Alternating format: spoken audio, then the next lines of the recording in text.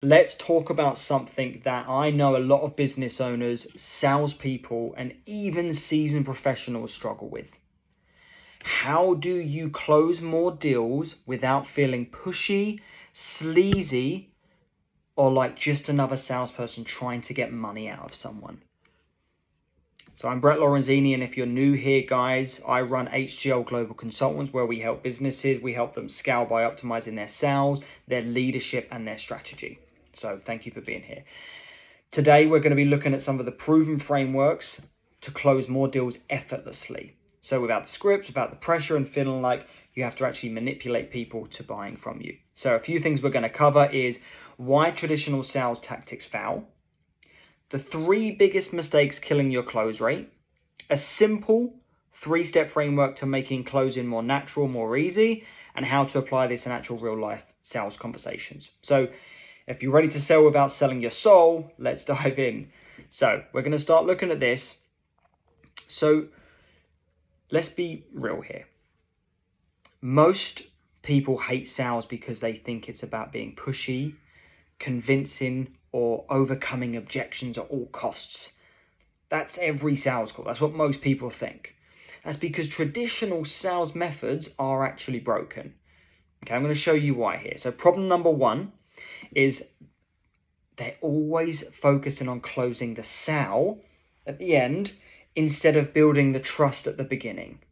So most salespeople jump straight into selling before actually understanding the buyer at all, the buyer as a person and the buyer as a business person and what they need. So what they do is they start to push the features, the benefits, and all the deal instead of figuring out what the client actually cares about at all.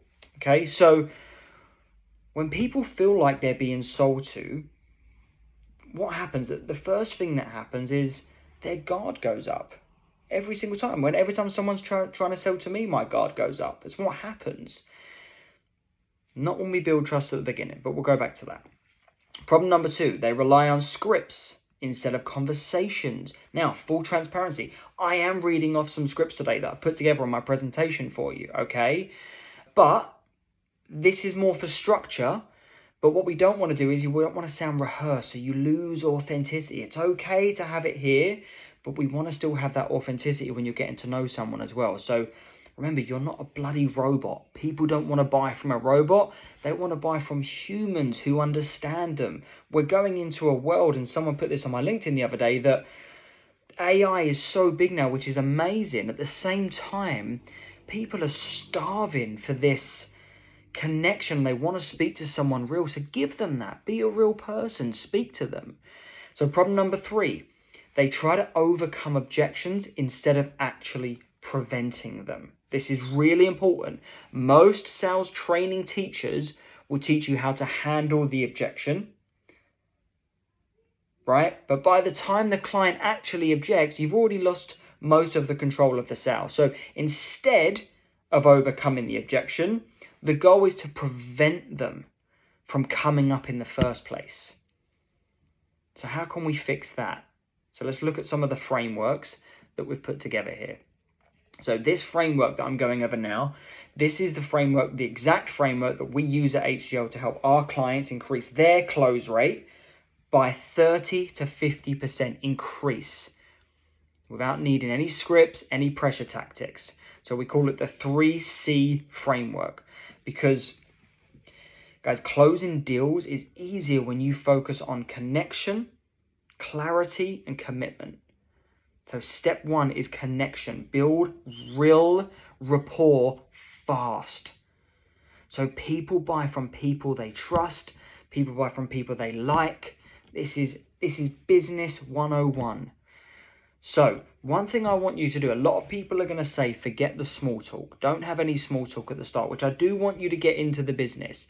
At the same time, it depends on what kind of seller you are. For me, I am a people person.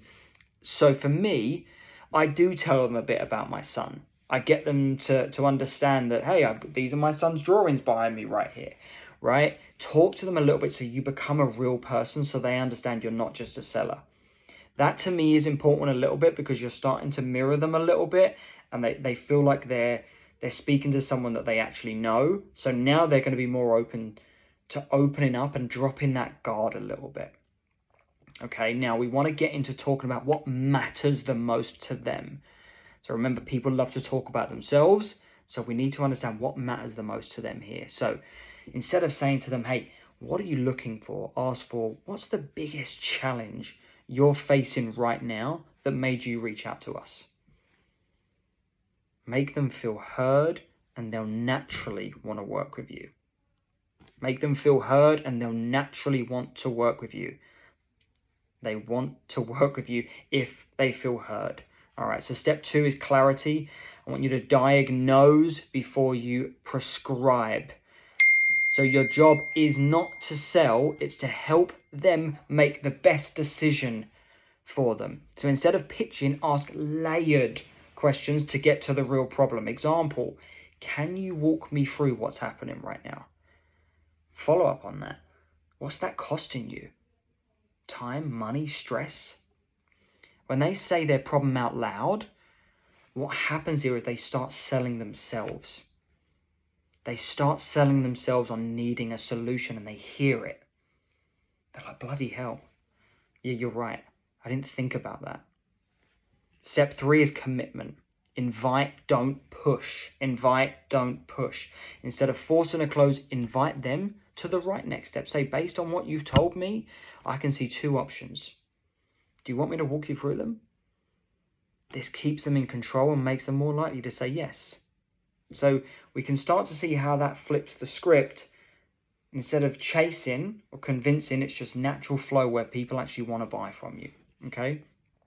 So I want to give you some real life role play examples versus a bad sales call versus a good sales call. So I'm going to give you a few examples there on bad and good. So let me give you a real example of how this looks. So I'm going to say, let's say you're selling a business consultancy service. A bad example in traditional sales is salesperson says, hey, John, I'd love to help your business grow. We have this great 12-month program with X, Y, and Z features. Client, I'm not sure. I need to think about it. Salesperson, what if I gave you a discount? Bad, right? Good example, connection-based closing. Salesperson, hey, John, before we dive into anything, what made you reach out today? Client, well, we're struggling to get consistent leads and our close rate has dropped. Salesperson, got it. When did you start noticing that shift? Client, about 6 months ago. Salesperson, and what's costing you? What's that costing you in lost revenue? Client, probably around 50K per month. Salesperson, wow. Do you want to fix that now, or are you comfortable where you are? Client, no, I need to fix it. Salesperson, let me walk you through what it looks like. So the difference there is we're not pushing, we're not pitching, we're just guiding the client to a decision they've already really made for themselves, okay? So guys, when we look at all of this, closing deals doesn't have to be hard, awkward, or even pushy. When you focus on connection and clarity and commitment, the sale starts to take care of itself. So if you want to go deeper into this and master the relationship-driven sales, I'm going to put my free guide for you in the link as well, called Throw the Script Away Sales Blueprint. Take a look at that, and we'll dig a little bit deeper next time. But this gives us some real clear outlines. So thank you so much, and I'll see you on the next video.